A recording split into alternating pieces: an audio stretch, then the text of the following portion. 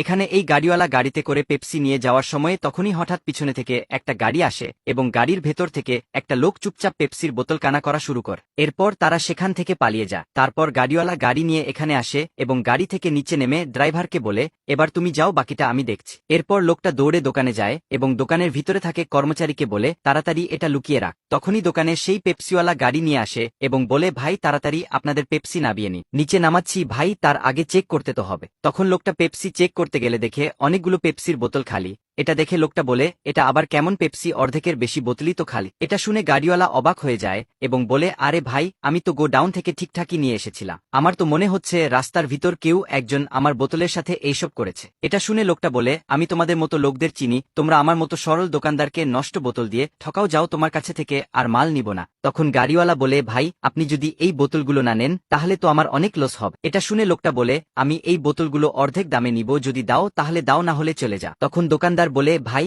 আপনি অর্ধেক দামই দিন। এরপর দোকানে থাকা কর্মচারী গাড়ি থেকে পেপসি নামানো শুরু করে। তখনই কর্মচারী চুপচাপ গাড়িওয়ালাকে বলে, ভাই সাব, আপনার এই লস আমার মালিক করেছে, আপনি আর মালিকের দোকানে পেপসি দিতে আসবেন না। পেপসির বোতল নামানো হয়ে গেলে গাড়িওয়ালা দোকানদারের কাছে যায় এবং বলে, ভাই এবার আমাকে টাকা দা। তখন দোকানদার লোকটাকে টাকা দেয় এবং গাড়িওয়ালা সেখান থেকে চলে যায়। এরপর দোকানে একটা লোক আসে এবং বলে, ভাই যান, আমাকে 1 কার্টুন পেপসি দি। তখন দোকানদার তাকে পেপসি দেয়। পেপসি পাওয়ার পর লোকটা একটু খেয়াল করে দেখে যে পেপসির মেয়াদ শেষ হয়ে গেছে। এটা শুনে দোকানদার দৌড়ে পেপসি গুলোর কাছে যায় এবং দেখে সবগুলোই পেপসিরই মেয়াদ শেষ হয়ে গেছে। পেপসিওয়ালা তো আমাকেই বোকা বানিয়ে দিলা।